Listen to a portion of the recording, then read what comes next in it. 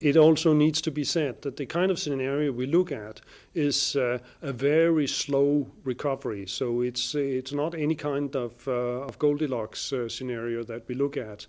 And clearly, policy stimulus needs to be phased out, but we can't really do so before the economy is sufficiently robust to withstand the phasing out. All right, so a recovery is in sight, but damage from the crisis is likely to be long-lasting. U.S. Economic activity, though, expected to fall 2.8% this year. That's against the 4% decline that was projected back in March.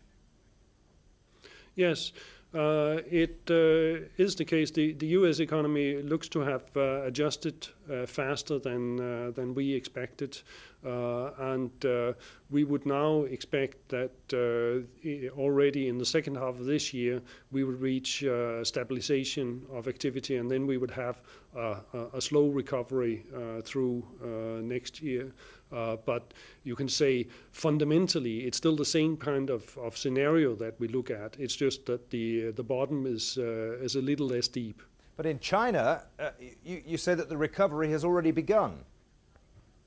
Yes, China is one of the cases where a government has really put in determined fiscal effort to try and pump prime the economy, and that seems to be working already. What we have so far only seen relatively weak signs of, but which we expect to see more of in the future, are signs that this is spreading beyond the areas that are directly affected by government stimulus. Yeah, and no sign of a recovery though yet in Europe. In Europe, there are signs that things are contracting at a slower pace, but we would not foresee a turn to slight positive growth rates before around the turn of the year.